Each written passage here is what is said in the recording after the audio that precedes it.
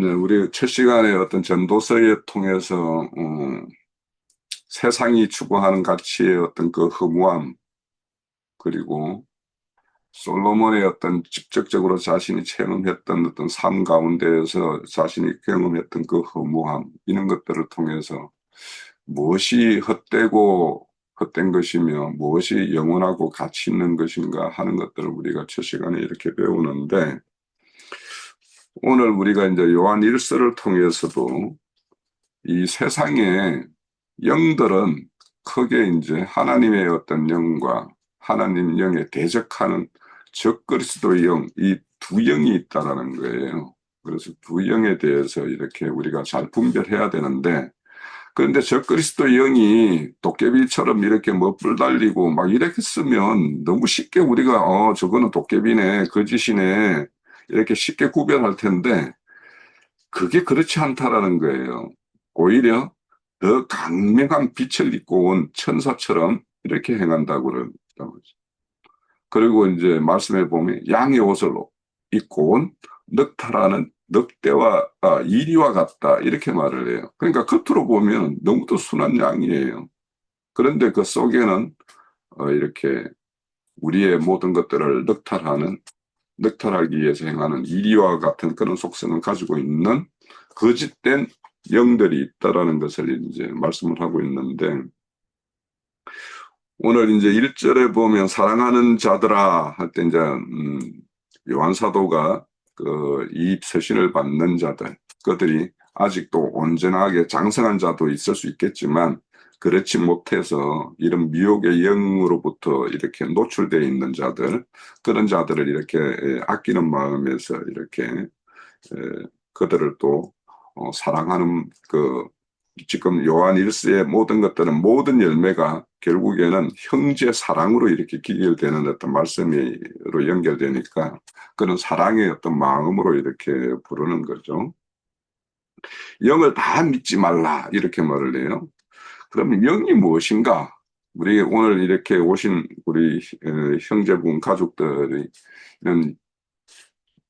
사람의 구조가 겉사람, 이렇게 눈에 보이는 어떤 겉사람이 있는가 하면 겉사람 속에 우리의 영과 혼이라는 속사람이 있다라는 것을 우리가 이제 먼저 이해를 해야지, 성경이 추구하는 것은 그 속사람이 잘 되고 번성하는 것을 말하는 것이니까, 그 사람이 잘 되는 거 이르고, 그것이 바로 앞에서 우리가 봤던 솔로몬이 허무하다 한 그거거든요. 그러면 이렇게 속사람이 잘 되는 것을 이제 추구하는 것이 우리의 어떤 신앙인데, 그럼 속사람의 어떤 영이라는 것은 한마디로 말하면 이 존재가 어디에 소속되어 있는가 딱 분류되는 어떤 가장 기준 척도가 되는 것이 영이에요. 그러니까 내가 하나님의 영에 속하느냐, 그리스도의 영에 속하느냐에 따라서 그 영이라는 것이 어디에 속하냐에 따라서 하나님에 속한 사람이 될 수도 있고 사단 마귀에게 속한 자가 될 수 있는 거예요. 그러니까 그 영이 있는데, 근데 영이라는 것은 속사람은 눈에 보이지 않잖아요. 그러면 눈에 보이지 않는 것을 이것이 가짜인지 진짜인지, 이게 양의 옷을 입은 이리인지, 그걸 어떻게 구별할 것인가 하는 그 구별의 기준점을 오늘 이렇게 제시하고 있는 말씀이니까, 오늘 우리 형제 자매님들뿐 아니라 새로 오신 우리 형제분들도 잘 이걸 한번 생각을 해보면서 우리의 어떤 믿음의 노선, 우리의 지금 현재 모임에서 추구하는 신앙이 내가 믿고 가도 함께 가도 좋을 것인가 아닌가, 이런 거에 대해서 이제 한 분별의 어떤 그런 기준으로 삼아 보세요. 자, 그래서 이런 어떤 영들이 하나님에 속하였는가 분별을 해야 된다는 거예요. 그러니까 여기에서 분별하다라는 말은 시험해봐라, 이런 말이랑 똑같아요. 그러니까 이게 하나님의 영에 속했는가, 하나님에게 대적하는 그 영에 속했는가를 시험하기 위해서 무엇을 시험해야 되는가 하는 것들이 오늘 이제 쭉 이어지는 말씀이에요. 그래서 여기에 시험하다라는 말은 대표적으로 이제 이 말이 어디에서 쓰이냐 하면, 이제 우리가 뭔가의 어떤 순도를 따지죠. 금의 순도, 은의 순도, 뭐 아니면은 금속의 어떤 순도 이런 걸 따질 때 그 순도가 얼마나 되는가 하는 걸 이제 이렇게 분별하는 어떤 그런 것들에 사용되는 단어이고, 또 이렇게 우리가 그 돈이 그 동전이 이게 가짜 동전이니까 그 시대 때는 이제 가짜 동전이었으니까 그 동전이 이게 가짜인지 진짜인지 이런 것들을 구별하는 것과 관련된 어떤 시험이에요. 그러니까 이것들을 속이고자 하는 자는 정말 정교하게 최선을 다해서 진짜와 같은 가짜를 만들어내지 않겠어요? 그러면 그 속이고자 하는 자에 보다 더 분명한 어떤 기준과 분별력을 가지고 있지 않으면 속을 수밖에 없어요. 그런데 이게 신앙세계라는 거예요.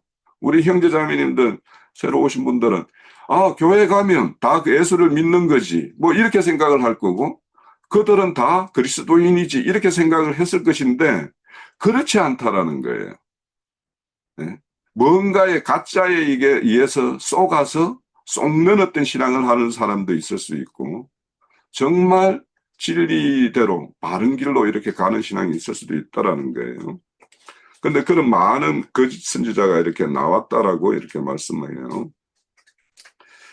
그러면 이제 이런 것들이 분별이 뭘로 해서 이루어질 수 있는가 하는 것들은 우리가 지금까지 1장에서부터 3장까지 여러 말씀들로 우리 안에 계시는 성령님에 의해서 이렇게 분별할 수밖에 없다라고 말씀을 하고 있고, 뭐 우리 앞에 보면은 너희들이 이겼다라고 할 때 뭘로 이겼느냐? 너 안에 계시는 이기는 생명이신 그 성령 때문에 이겼다. 이런 말들을 우리가 계속 이렇게 나누어 왔어요.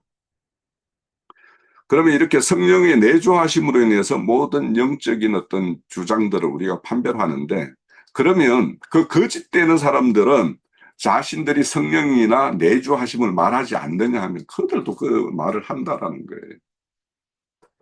그것도 이렇게 인정을 하고, 그래서 우리가 영을 이렇게 다 믿을 것이 아니라 영을 잘 분별해야 하는 것을 이렇게 말씀을 하는데, 그래서 우리가 그 어떤 하나님의 어떤 씨 생명에 의해서 우리 속에 하나님의 어떤 생명력이 이렇게 발현되는 것은 그걸로 인해서 무엇이 실제 이루어지고 있으며 그 이루어진 것이 하나님의 어떤 뜻과 합치되는가 안 되는가에 따라서 우리가 그것을 분별을 할 수가 있는데, 우리 히브리서 5장을 한번 보실까요? 히브리서 5장에 보면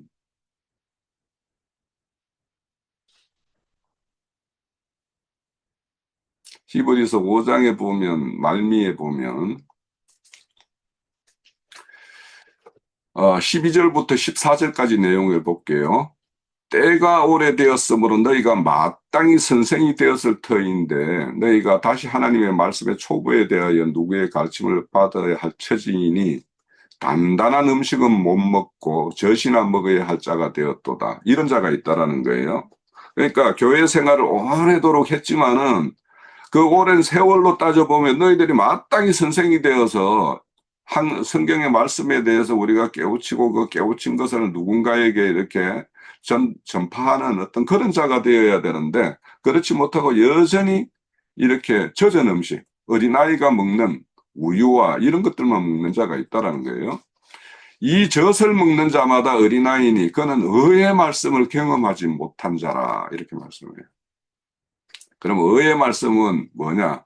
우리가 성경의 말씀들을 우리가 이렇게 이런 시간을 통해서 이제 하나님께서 우리들에게 주는 말씀을 이렇게 듣고 그것을 우리가 동의하는 마음으로 아멘도 하고 했지만, 그것이 우리 인생 삶에서 그 말씀이 성취되는 그 경험들을 해야지만이 단단한 음식을 먹는 장성한 자가 된다라는 거예요. 그러니까 머리로만 성경을 알아가지고 뭐 몇 장 몇 구절이 어떻고 저떻고 하는 어떤 그런 걸로 가지고는 여기서 14절에 말하는 지각을 사용할 수 없고 그 연단으로 받아서 선악을 분별할 수 없다라는 거예요. 그러니까 지식으로 하는 것은 그 지식이 우리의 어떤 삶의 현장이나 자신의 어떤 인생 경영 과정에서 그 말씀의 어떤 것이 성취되고, 그것은 뭐냐면, 말씀대로 살았더니 하나님이 의로움으로 이렇게 되어져서 그에 대한 어떤 보응이 있더라는 경험도 있고, 아, 그 말씀에 내가 온전히 순종하지 못해서 내가 어떤 징계를 받음으로 인해서 그래서 하나님으로부터 떠났던 길을 돌이켜서 하나님의 길로 이렇게 돌아갔더니 하나님께서 이렇게 나를 그대로 이렇게 받아주시고 그래서 하나님과 내가 화목해 되었다라는 이런 사실들이 쌓이면서 말씀에 대한 어떤 믿음이 이제 깊어지는 거예요. 그래서 그런 말씀에 의해서 이렇게 그런 어떤 인생 경영 과정에서 이렇게 체득된 어떤 그런 것들로만 이 지각이 열린다라는 거예요. 그래서 여기에서 지각이라는 것은 단순한 생각이나 지식을 말하는 것이 아니고 우리의 감각이에요. 영적인 감각이에요.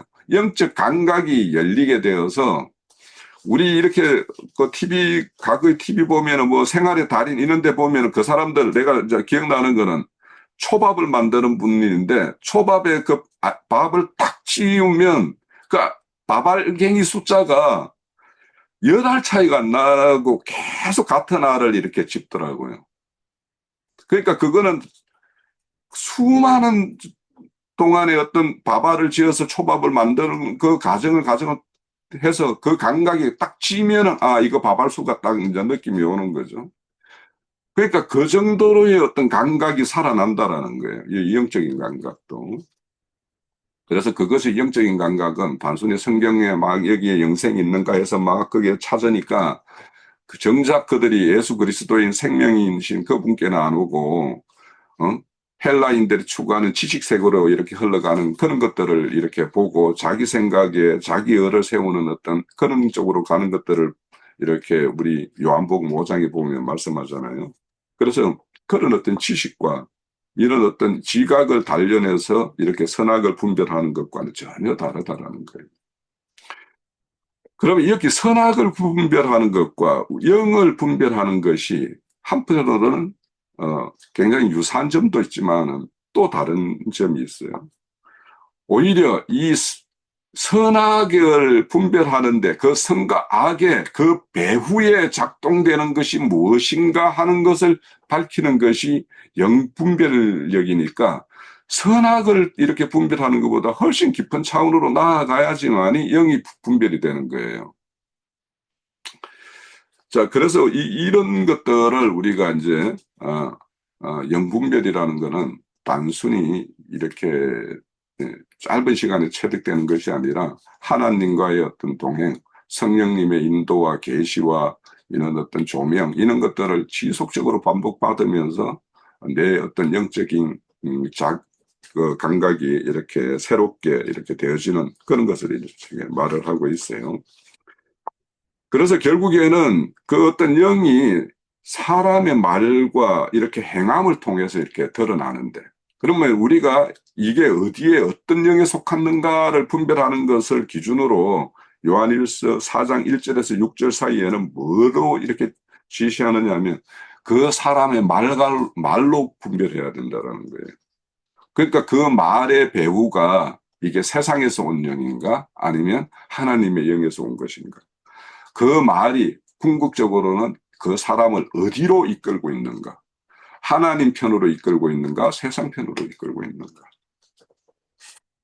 그것을 우리가 이제 이렇게 봐야 되는데, 그래서 우리가 성경에 보면 뭐 니골라당의 교훈과 발람의 교훈 이런 것들을 우리가 경계 삼는 것은 결국에는 그것이 세상으로 이끌어가는 걸로 이렇게 나가는 방면이 있기 때문에 그것을 우리는 제일 경계로 삼아야 된다 이렇게 말씀을 추구하고 있어요.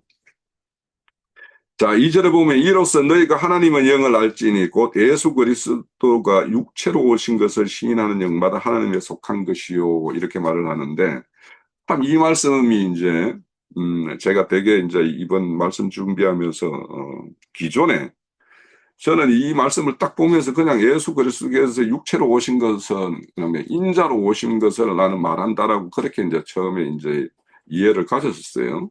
그런데 이제 그것 가지고 이제 교회 중에서 이거는 인자로 오신 예수를 말하는 것이 아니라 그 영이 되신 분이 사람에게 오신 것을 말하는 것이다라고 이제 교회를 통해서 이제 이렇게 증거를 들었는데 제가 요번에 이제 이 말씀을 사장 전체적인 구조와 이 말씀의 어떤 뼈대를 좀 이렇게 추려본 결과로는, 이 사장 2절에서는 인자로 오신 예수를 말하는 것 같다라고 저는 나름의 결론을 내렸어요. 왜 그러냐면 이것은 그 전제가 있어요. 예수 그리스도의 육체로 오신 것을 시인한다라는 것은 그 사람에게 이미 성령이신 사람이 자신 안에 들어오지 않은 사람은 이 고백도 할 수가 없다라는 거예요. 이 전제가. 그러니까 예수가 육체로 오신 그리스도임을 시인하는 그 사람은 자신 안에 성령이 이미 내주하셔서 성령이 이렇게 고백해 하시지 않으면 이 말을 할 수가 없다라는 게 이 말씀의 전제예요.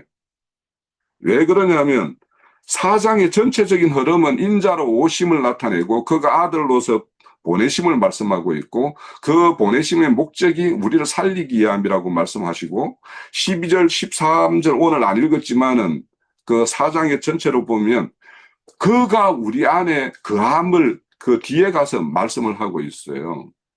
그리고는 최종적으로는 그가 우리에게 오셨다라면 그 사랑의 영이 우리에게 오셨다라면 우리를 통해서 그 사랑의 열매, 결실이 드러날 수밖에 없다라고 하는 것이 사장의 전체적인 흐름이기 때문에 저는 그렇고 또 이것도 이제 문법적으로도 확연하게 드러나는데 여기에서 이 육체라고 할 때 이게 단수예요, 단수.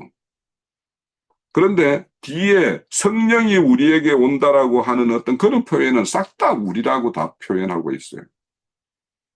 그래서 여기에서는 그렇게 이해를 하고 그런데 이제 딱 전제가 뭐냐면 이렇게 예수님께서 육체로 오신 것을 시인하는 거는 그 영이 그 사람에게 함께 하지 않으면 이런 것을 알 수도 없고 이런 고백을 할 수도 없고 시인할 수도 없다라는 거예요. 자, 시인이라는 말에 대해서 우리가 좀 더 이렇게 따져보면 뒤에서 따져보면 더 이제 우리가 이 말씀에 대해서 이해를 할 수 있을 것 같고 그런데 이제 여기에 그러면 육체로 오신 거는 이미 2000년 전에 이루어진 사실이잖아요.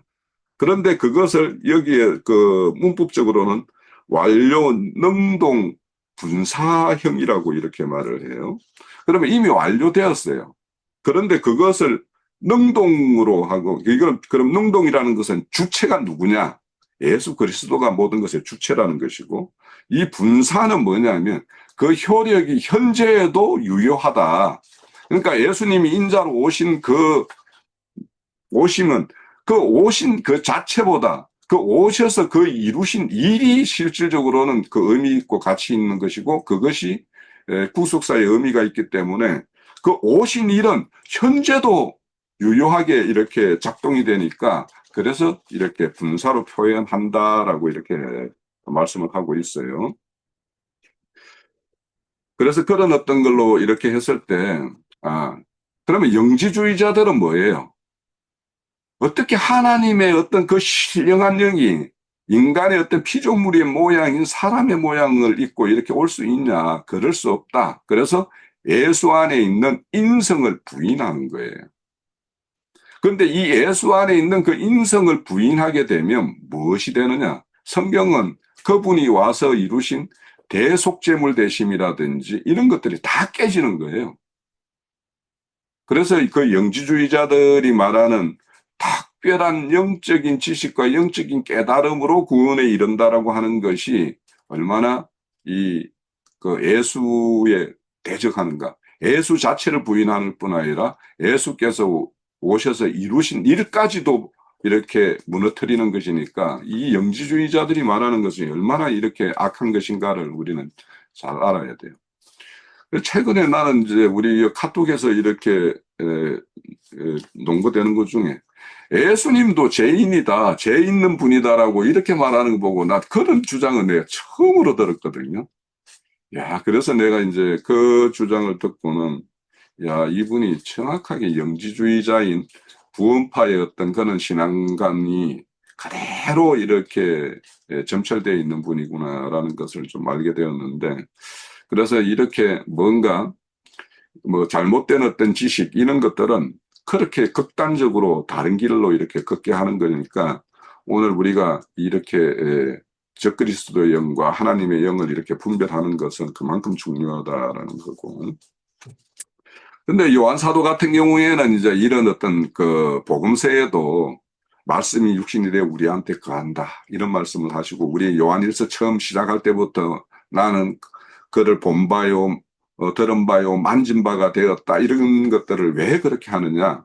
그분은 실제 사람으로 오셔서 우리와 함께, 우리와 같은 모양으로 우리와 함께 이렇게 살았다라는 사실을 이렇게 증거하는 거예요. 그러면 이 요한복음이나 요한일서나 이것이 영지주의자들의 어떤 폐해가 어떠한가를 이렇게 그 요한 사도는 이제 그 절감하기 때문에 복음서에도 이제 그렇게 그런 내용들로 이렇게 말씀을 하고 있는 거예요.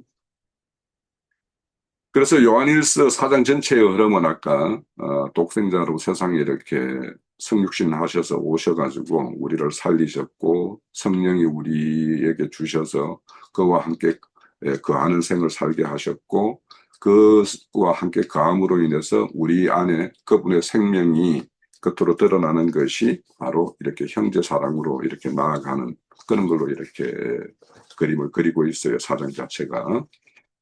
그러면 여기에서 이제 시인한다라는 뜻을 한번 이렇게 살펴보면, 시인한다라는 것은 같은 말을 한다라는 뜻이에요. 그 같은 말을 한다라는 것은 당신 말이 내가 들었는데 그거 옳소, 아멘으로 받습니다라고 그 말이 인정을 하는 거예요, 우선. 그리고는 그것을 고백하다라는 뜻이 있어요. 그러니까 우리는 여기에서 왜 믿음의 영이라고 말하지 않고 요한 사도가 시인하는 영이라고 했을까라는 것을 잘 살펴봐야 돼요. 그러면 믿음이라는 것과 시인하는 것 어떤 순서를 따져본다라면, 이거 한번 말씀 한번 찾아보세요. 요한복음 10장, 로마서 10장.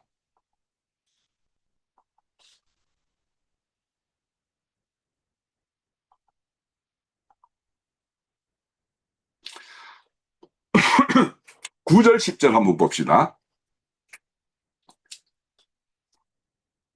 여기 보면 좀 약간 헷갈릴 수 있는 말씀이 있어요. 자, 내가 만일 내 입으로 예수를 주로 시인하며 또 하나님께서 그를 죽은 자 가운데 살리신 것을 내 마음에 믿으면 구원을 받으리라. 여기 보면은 시인하고 믿으면 이렇게 되어 있죠. 그런데 10절에 보면 사람이 마음으로 믿어 의에 이르고 입으로 시인하여 구원에 이르니라. 뭔가 시인과 믿음이라는 게 9절과 10절 두 절에서 막 반대되는 말을 하고 있는 것 같죠. 그런데 이제 이거를 시인한다는 말과 믿는다라는 것은 뭐 우리가 이제 이해하는 바고, 믿는다라는 것은 하나님의 증거를 마음으로 참되다고 받아들이는 것이 믿는다라는 거예요. 그러니까 받아들이는 거, 영접하는 거, 뭐 이런 것이 이제 믿음이라고 하면, 시인이라는 것은 그 믿은 진리를 인정하고 자기 것으로 받아들여야죠. 그래서 진리의 편에 자신을 서요.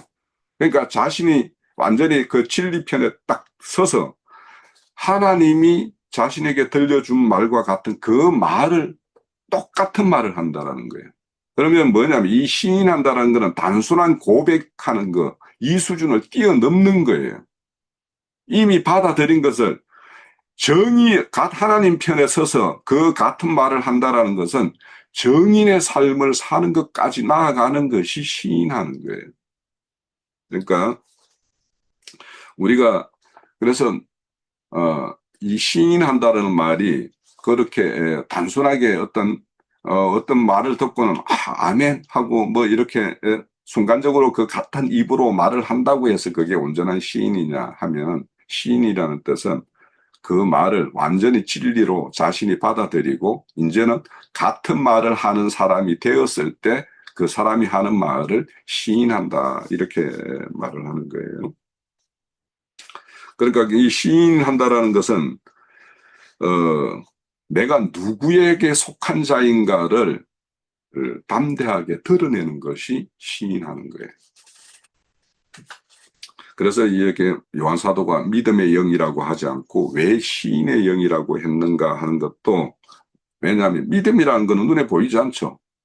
근데 믿음이라는 건 보이지 않는데 시인한다라는 것은 자신이 믿음으로 받아들인 것을 입으로 이렇게 토설하는 것이고 다른 사람 앞에 증거하는 것이니까 이것은 믿음 보이죠. 그 속에 무엇을 가지고 있고 무엇을 받아들였는가. 그래서 시인하는 자라고 이렇게 말을 해요. 자, 3절. 예수를 시인하지 아니하는 영마다 하나님에 속한 것이 아니니 이것은 적그리스도의 영이요 오리라 한 말이 너희에게 들었거니와 지금 벌써 세상에 있다라고 하는데 우리가 적그리스도에 대해서는 2장에서도 이렇게 한번 살폈죠.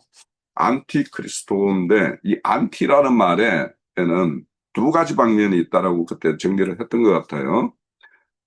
즉 예수 자체를 부인하고 예수가 이루신 공적을 부인하는 직접적으로 대적하는 어떤 그 한 방면이 있는가 하면 예수의 자리에 다른 것을 설명시 밀어 넣어서 다른 예수, 다른 영, 다른 복음을 정하는 이것이 적그리스도의 어떤 또 다른 하나의 형태예요.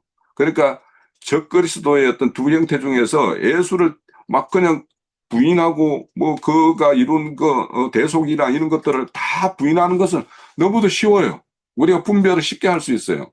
그러니까 그저께 구원파적인 어떤 신앙관을 가진 사람이 예수님도 죄인이야 막 분내고 했잖아 막 이러면서 그런 것을 예수의 어떤 죄인의 어떤 모습이라고 이렇게 말을 하는데 그런 어떤 거는 우리가 쉽게 드러나는데 이 예수를 다른 예수 뭔가 세상의 일도 잘 되고 영의 일도 잘 되고 그렇게 하는 것이 하나님이야. 물론 하나님이 세상의 일은 못되게 하고 영의 일만 잘 되게 하는 분도 아니지만 그런 식으로 뭔가 다른 예수, 다른 영, 이 복음의 본질을 이렇게 흩트리는 것. 그래서 이 다른 복음이라면은 율법적 어떤 그런 종교적 열심을 막 이렇게 부추긴다거나 막 이런 것들이 있으면 이게 다른 복음이 되겠죠. 그런 것들에 대해서 이제 하는 것이 적그리스도 영의 어떤 역사라는 거예요. 그래서 우리가 잘 분별해야 되는 거는 혹 다른 예수, 다른 영, 다른 복음을 증거하는 것. 그래서 이 다른 복음에 대해서 그 고린도후서 11장에 보면 야 우리가 전하지 않은 다른 어떤 이가 와가지고 다른 예수, 다른 영, 다른 복음을 이렇게 증거하니 너희들이 잘 또 받더라 이렇게 말씀을 하고 있어요. 그 왜 그러냐? 그들이 볼 때는 그것이 더 좋아 보이고 나아 보이고 합당해 보이니까 그것을 잘 받아들이는 거예요. 그러니까 우리가 이렇게 적그리스도의 영에 대해서 분별한다고 하지만 이것이 우리처럼 오랜도록 이렇게 진리의 말씀을 이렇게 받은 사람들은 이게 그렇게 저항감 없이 이제 이렇게 받아들이지만 우리가 하는 것들을 이렇게 세상 그 종교 체계에 이렇게 완전히 심취되어 있어서 거기가 조사오니 하고 앉아 있는 사람들에게 우리가 지금 전하는 복음을 가지고 가면은 예, 아멘 맞습니다 하고 이렇게 쉽게 받아들이냐면 절대 그렇지가 않거든요. 그러니까 우리가 얼마나 그들과 멀리 이렇게 와 있는가, 그들이 얼마나 먼 길에 나가 떨어져 있는가 하는 것을 우리가 이런 걸 통해서 알 수가 있어요. 그러면 이제 적그리스도 영이 오늘날은 어떻게 적용하고 우리 성경에 기록되어 있는 말씀 속에는 적그리스도가 어떻게 활동하는가 하는 것을 좀 잠깐만 살펴볼게요. 가장 대표적으로 처음 나오는 게 에덴 동산의 뱀이에요. 뱀이 이렇게 미혹할 때 보면 뭐 하더냐? 이렇게 질문을 던지죠. 왜 모든 열매를 먹으라 하더냐라고 이렇게 하는데 분명히 그 뱀은 동산의 한 나무는 먹지 말으라고 한 걸 알고 있죠. 그런데 그 말을 딱 듣는 아담과 하와는 뭐예요? 왜 하필 그 한 나무는 먹지 말으라고 했지? 이런 생각이 이제 드는 거죠. 하나님 말씀은 그전에는 먹지 말라 했으니까 안 먹으면 돼 이렇게 생각했는데 뱀이 와서 왜 하필 그거는 먹지 말으라고 하는 어떤 그 마음을 주죠. 그러면서 그걸 먹으면 정령 죽으리라고 했는데 뱀이 정령 죽지 않으리라. 그리고는 실질적으로는 너희들이 하나님과 같이 될 것이다. 이런 것까지 이제 줘요. 그러면 오늘날에 이제 말씀해 보면은 예수를 낳는다, 사람이 예수가 된다, 뭐 엘로힘이 우리가 엘로힘이다, 막 이런 주장들을 하는 것들이 바로 뱀이 속였던 너희들이 하나님과 같이 된다는 이 말을 가장 우리 원초적으로 처음 들었던 이 말씀에 다 걸려서 넘어간 거예요. 그러니까 우리가 뭔가 이런 주장을 하는 사람들이 성경에 대해서 모르느냐? 다른 누구보다 성경을 많이 탐독하고 이렇게 했던 사람들이 이런 말을 해요. 그러니까 우리가 이런 하나님의 어떤 말씀을 추구하지만은 이거에 대한 어떤 분별의 어떤 척도, 기준, 이것이 없으면 이런 꼴이 되는 거예요. 그러니까 사람을 하나님 자리에다 살며시 올려놓는 거, 이것이 뱀의 역할이에요. 그런데 우리가 말씀을 들으면서 우리가 뭐 하나님이 된다, 신이 된다, 피조물이 하나님과 같이 된다, 뭐 이런 것들을 듣기 좋은 말이지, 그것이 얼마나 이렇게 용이, 뱀이 우리에게 주는 말인가 하는 것들을 이제 좀 알아야 되겠고, 이걸 또 찾아보죠. 열왕기상 22장을 한번 펴보십시오.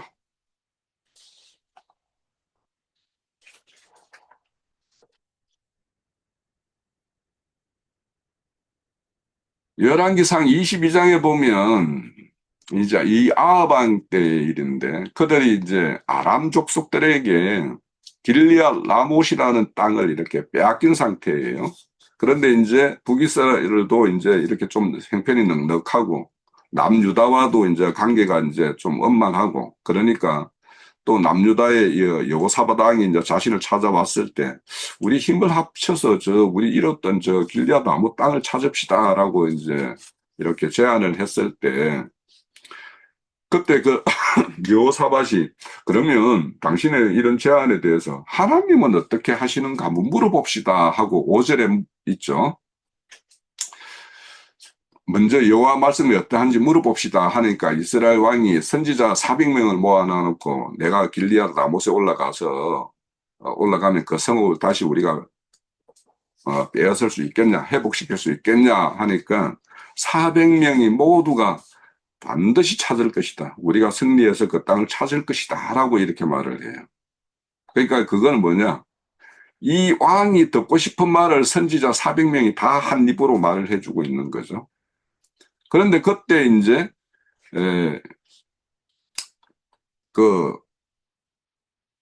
미가야 선지자죠. 미가야 9절에 보면 미가야 선지자를 이렇게 불러서 그의 의견은 어떠한가 이렇게 물었을 때 미가야 선지자가 이제 말을 하죠.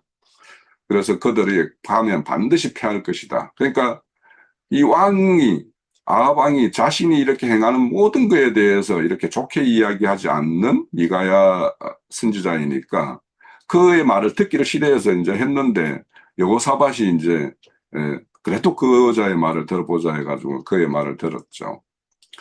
그런데 이제 17절에 보면은 이스라엘 그 어떻게 될 것이냐, 이스라엘이 목자 없는 양같이 산에 흩어져서 여호와 말씀이 그 무리의 주인이 없으니 각각 편안히 흩어져서 자기 집으로 돌아가는 어떤 그런 형국이 될 것이다라고 이렇게 말을 해요. 그런데 이제 이렇게 400명을 속이는 영이 어떻게 역사하느냐 하면 21절에 보면 한 영이 나와 여호와께 말하여 이르되 내가 그를 깨겠나이다. 그들 400명의 입을 다 깨겠나이다. 이렇게 말을 해요. 그래서 22절에 보면 어떻게 하겠느냐 이르되 내가 가서 거짓말을 하는 영이 되어 그의 모든 선지자 입에 있겠나이다. 여호와께서 이르시되 너는 깨겠고 또 이루리라. 나가서 그리하라 하였은즉. 자, 그러면 하나님의 영의 역사에 보면 이런 거짓 영도 하나님이 뭔가 역사를 시키죠. 역사 공간에. 그죠? 이 말씀을 보면. 그러니까 거짓 역사가 하나님께서 이게 만드신 게 아니라 이렇게 타락한 영들이 역사가 있는데 그 영의 역사를 하나님께서는 이용하시는 거죠. 그러니까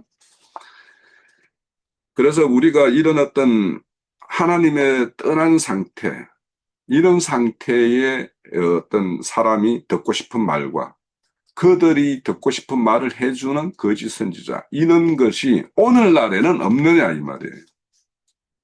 그것이 바로 발람의 교훈이에요.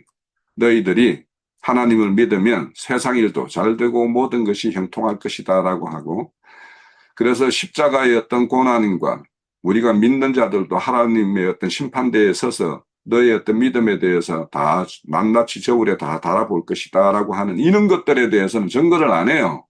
그냥 그 우리 에레미야 선지서에 보면 그 유다 족속들이 하나님께 떠났고 돌이키지도 않았는데 그 선지자들이 뭐야? 편안하다, 편안하다. 너희들은 일은 다 잘 될 것이다. 이렇게 말을 해주죠.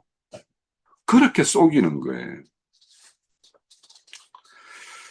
그렇다고 그러면 또 그들이 이제 하나님의 말씀을 인용해서 말씀을 이렇게 입에 올린다고 해서 그러면 이들이 다 이 참된 종이냐, 참된 선지자냐? 그렇지가 않죠.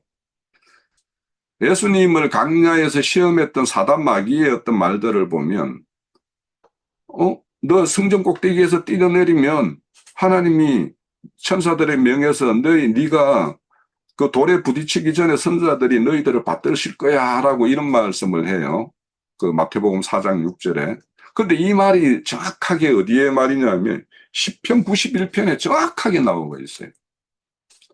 근데 시편의 91편은 뭐냐 하면 하나님을 피난처로 삼는 자들은 하나님이 어떻게 보호하고 이렇게 지켜줄 것인가. 그들의 그 어떤 피난처 삼는 자들에게 믿음과 확신을 주는 어떤, 그래서 그들을 격려하는 어떤 이런 말씀인데 그것을 뭐라고 하냐면 사단 마귀는 예수를 시험하는 도구로 딱 그 말씀을 가지고 와서 사용을 해요.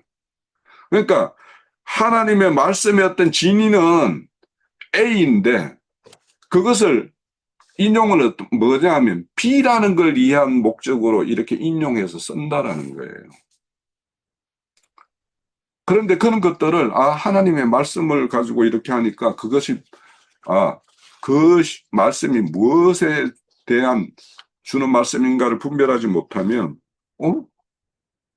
하나님 말씀에 기록된 말씀을 인용하고 있네? 이렇게 그냥 쉽게 생각하고 쉽게 받아들일 수밖에 없는 그런 어떤 지각에 이르는 사람이 있다라는 거예요.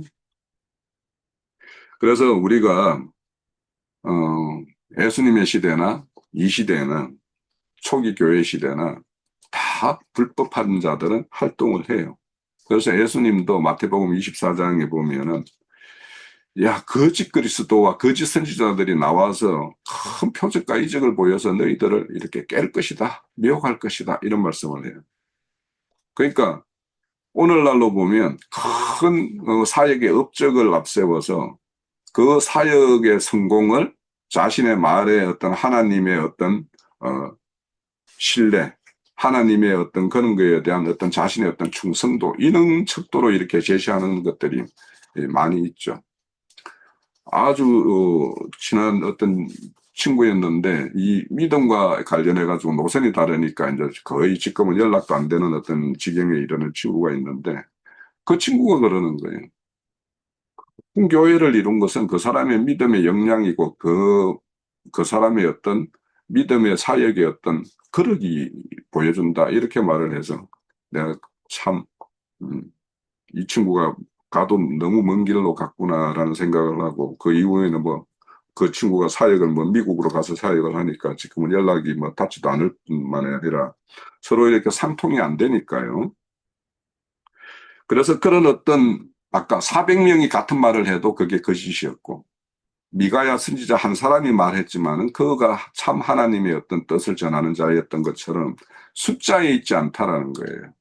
그래서 우리 오늘 참여하신 영환 형제님이나 우리 그 가족분들, 우리 이렇게 소수가 모였지만 우리가 추구하는 어떤 신앙의 노선이 왜 이렇게 따로 이렇게 모여서 이렇게 소수가 이렇게 다른 어떤 신앙을 이렇게 추구하는가 하는 것에 대해서는 그런 것들을 좀 이렇게 이해를 가졌으면 좋겠고, 좀 빨리 하고 마칠게요.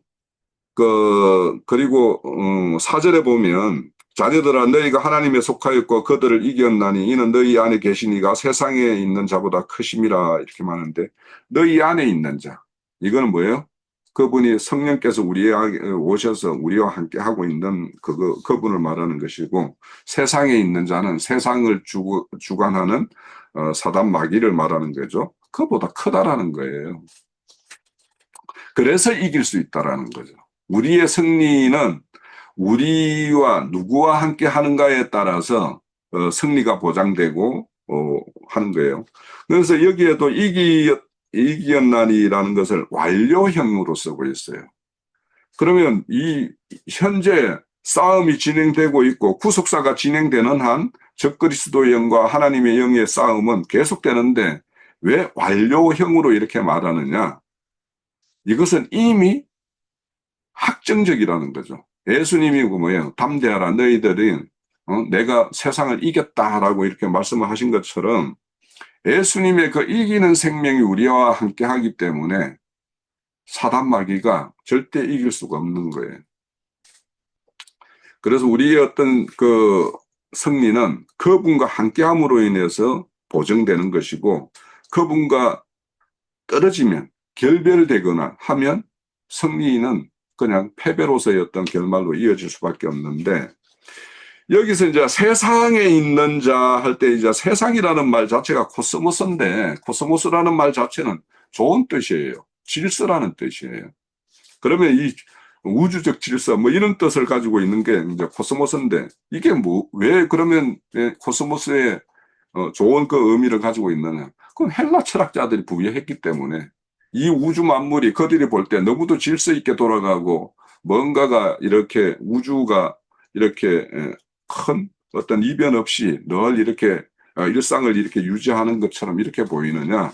그들이 보길 때는 그것이 너무도 질서 있는 어떤 그런 형태로 보이기 때문인데 그런데 성경에서 세상이라고 말하는 것은 이런 물리적인 우주를 뜻하는 것이 아니고 하나님을 대적하는 모든 체계를 세상이라고 말을 해요. 그러니까 하나님이 추구하는 가치와 딱 대척점에 있는 것이 세상이에요. 그래서 아까 말씀해 보면은 뭐 낙도 지켜보고 뭐 하나님의 뭐 지혜도 이렇게 함께 뭐 이렇게 해본다라는 우리 전도서 2장 3절의 말씀은 양다리를 걸치는 어떤 그런 것들을 말을 하는 거죠. 그러니까 그런데 이 세상 것과 하나님의 것은 함께 할 수 없다라는 것이 이 성경의 기록이에요. 왜냐하면 세상은 하나님과 대척점에 있기 때문에. 그래서 그 말씀에도 부르잖아요. 예수님이 너희가 세상에 속하였더라면 세상이 너희를 사랑했을 것인데 너희를 내가 세상으로부터 택해서 뽑아냈기 때문에 세상이 너를 미워한다. 이렇게 말을 해요. 그러니까 여기서 택하였다라는 것은 너희들이 세상 속에서 이렇게 딱 끄집어내서 내 편으로 딱 옮겼다라는 뜻이에요. 그러니까 이 말은 우리가 육신의 몸으로는 이 세상 가운데 물질계 속에 이렇게 있지만은 우리 속생명, 영은 세상의 영이 아닌 하나님의 영에 속한 자로 이렇게 옮겨졌다라는 것을 이렇게 말을 하는 거예요. 자, 그래서 우리가 3장에서 이렇게 보면은 내주하는 하나님의 어떤 생명으로 인해서 죄와 사망에 대해서도 너희가 이겼고 가인과 아벨에서 보면은 가인의 어떤 그런 미움과 살인을 이렇게 이겨서 너희들은 이제는 형제를 사랑하는 자가 되었다. 이런 것을 이제 말을 하고 있었고. 그런데 이제 4장에서는 뭐냐면 세상 그 생명 밖에서 우리 생명 세계 밖에서 이렇게 들어오는 적그리스도의 어떤 미혹을 이겨야 되는 것을 이렇게 말을 하고 있어요. 그러니까 우리가 이미 이긴 생명, 이기는 어떤 그런 것을 가지고 있다 하더라도 적그리스도는 할 수만 있으면 우리를 깨워서 이렇게 넘어뜨리는 것이 그들의 목적이고 그들이 하는 일이니까 우리는 현재 하나님의 편에 이렇게 옮겨졌고 거기에 속한 자라 할지라도 이런 어떤 미혹의 영에 의해서 우리가 다시 그런 어떤 세상의 영으로 떨어지는 것에 대해서 이제 경계를 해야 되는 거죠. 자, 그런데 이제 그 대표적으로 우리의 영을 분별하는 기준으로 이제 5절, 6절에서 제시해요. 그들은 세상에 속한 거로 세상에 속한 말을 하고 세상에 그들 말을 듣는다. 이렇게 말을 해요. 그러니까 세상에 속한 사람이기 때문에 세상 말을 하고 그가 세상 말을 할 때 세상이 그에게 길을 열고 들어준다라는 거예요. 그러니까 말에는 그 영이 어디에 속하였는가가 드러난다는 거예요. 예? 그래서 우리는 그 영을 아까 분별하라 했죠. 시험하라 했죠. 그러려면 그 사람에게 말을 많이 시켜봐야 되는 거예요. 그러니까 우리 형제님이 어디 가서 뭐 그러니까 누구를 만나면 네 말을 하기 전에 상대의 말을 자꾸 들어봐라. 들어봐라 하는 것은 그 사람의 영이 어디에 속하였고 그 영이 지금 어느 만큼 나아갔는지 먼 길로 떨어졌는지 이런 것들을 알기 위해서는 그 말을 들어봐야 되는 거예요. 그래서 거기에 어디에 속하였고 무슨 말을 하는지. 그러니까 이 말의 영이 말이 영이라는 것은 내가 너희에게 이런 말이 영이요 생명이라고 말을 했고 예수님도 너희 마음속에 가득한 것이 입으로 이렇게 나온다, 말을 한다 이렇게 말씀을 했어요. 그러니까 말이라는 것은 그 사람 안에 있는 역사하는 생명이 어떤 것인가 하는 것들을 드러내는 거예요. 그러니까 말이라는 것은 하나의 그 영이 드러나는 어떤 통로라는 거죠. 그런데 계시록 16장에 보면 개구리 영이 있죠. 개구리 같은 더러운 영이 그 영이 누구에게 입에 있느냐면 용의 입에도 있고 짐승의 입에도 있고 거짓 선지자 입에도 있더라 이렇게 말을 해요. 그러니까 이 말이라는 것은 그 영이 어디에 속하는가를 드러낸다라는 거죠. 그래서 우리는 그가 무슨 말을 하고 그 말을 그가 또 6절에는 보면은 무슨 말을 듣는지 그가 세상 사람에 속했으면 세상 말에 귀를 기울일 것이고 그가 우리에 속했으면 우리 말을 들을 거 아닙니까? 그죠? 그래서 여기에서 사도 이제 6절에 보면 우리가 하나님에 속하였나니 하나님의 아는 자는 우리의 말을 듣고 여기 우리 말이라는 건 사도가 증거하는 말을 듣고 하나님에 속하지 아니하는 자는 우리의 말을 듣지 아니하나니 진리의 영과 미혹의 영은 이로써 안다 이렇게 말해요. 그러니까 진리를 증거했을 때 진리의 증거를 받는 자이면 그 사람은 하나님에 속한 자일 것이고 그렇지 못하고 세상 것과 하나님의 것을 막 이렇게 섞어서 증거했을 때 그것이 좋습니다 하면 그 사람은 여전히 세상과 하나님의 것이 섞여 있는 사람일 것이고 그런 것이 듣기 싫고 순전한 어떤 하나님의 말씀만을 이렇게 추구한 듣기를 원하면 그 사람은 전적 하나님의 어떤 속한 자일 것인데 그 요한복음 8장 47절에도 이런 말씀이 있어요. 하나님의 속한 자는 하나님을 듣나니 너희가 듣지 않다. 지금 유대인들에게 말해요. 하나님이 이제 예수님이 이제 성전에 올라가서 이렇게 증거를 했을 때 그들이 하나님 말에 계속 예수님의 말에 계속 대적을 하는 거죠. 그래서 그런 자들에게 하는 말이에요. 하나님에게 속한 자는 하나님 말을 듣나니 너희가 듣지 아니하면 하나님에 속하지 아니하였습니다. 이렇게 말을 하고 또 요한복음 10장에 나의 속한 양은 내 말을, 내 음성을 듣고, 나를 따라온다라고 이렇게 말을 하고. 그러니까 그 음성을 듣는다라는 것은, 이게 하나님의 소리네. 아니면 이거는 사단 마귀의 소리네. 이것을 분별하는 그 어린 양을 이렇게 말을 하겠죠. 그래서 지금 이제 4장 1절에서 6절을 이렇게 좀 정리하면 그 사람의 어떤 소속과 말하는 것과 듣는 것, 이런 것들은 그 말이 무슨 말이고 어디에 속한 말인가에 따라서 그 사람이 어떤 말에 귀를 기울이는가에 따라서 이렇게 드러날 수밖에 없는데 여기에서 이제 미혹이라는 말 있죠. 미혹의 영. 이 미혹의 영은 미혹한다라는 말이 헬라어적인 의미로는 뭐냐면 길을 벗어나게 해서 헤매게 한다라는 뜻이에요. 그러니까 미혹된 사람은 이 말을 해도 저 말을 해도 예? 그래서 어떤 자기의 어떤 나아갈 바의 어떤 목표 지점이 없어요. 그래서 처음부터 목적지가 잘못 이끌리고 있음에도 불구하고 그것이 잘못되었다라는 것을 또 알지도 못하고 그렇게 헤매는 자.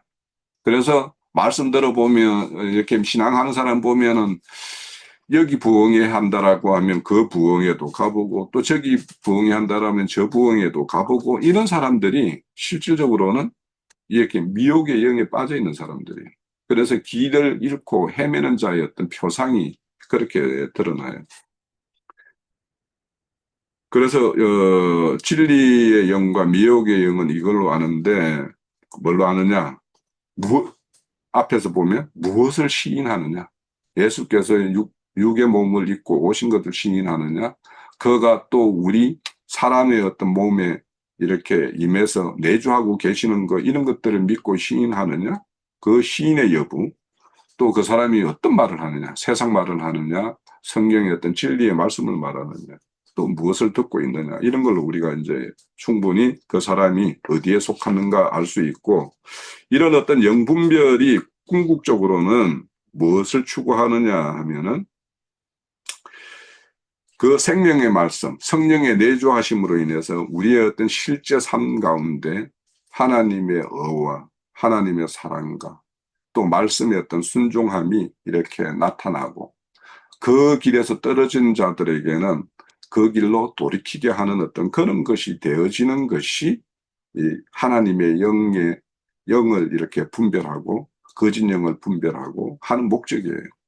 그러면 우리가 지금 하나님이 어떤 뜻하는 바대로 하나님의 뜻에 합치되는 길로 이렇게 가고 있는 것인가, 아니면 세상이 추구하고 세상이 일반으로 이렇게 좋게 여기는 그런 길로 가고 있는가를 잘 분별을 해보면 우리의 어떤 신앙이 어느 방면으로 나아가는지, 예, 그렇게 분별이 될 거라고 생각해요. 그래서 오늘 처음 오신 우리 형제 자매님 그 가족분들은 우리 모임이 일반 세상 교회에서 이렇게 증거하는 어떤 말이나 또 이 교회에서 이루어지는 모습이나 이런 것이 왜 이렇게 다른가 하는 거에 대해서도 한번 이렇게 생각을 해보고, 우리가 이제 앞으로 계속 이렇게 모임에 참여하게 되면 오늘의 말이 뭐 어떤 말인지에 대해서도 좀 이해가 될 것이고, 앞으로 이제 이런 것들에 대해서 충분히 이해하는 수준, 그래서 그것을 내가 믿음으로 이렇게 받아들이고, 내가 이제 똑같은 말을 이렇게 어디에 나가서, 증거하는 정인으로서의 어떤 그런 것까지 추구하는 어떤 그런 신앙을 이렇게 해야 되겠죠. 그렇게 되리라고 믿습니다. 네, 제 증거는 마칩니다.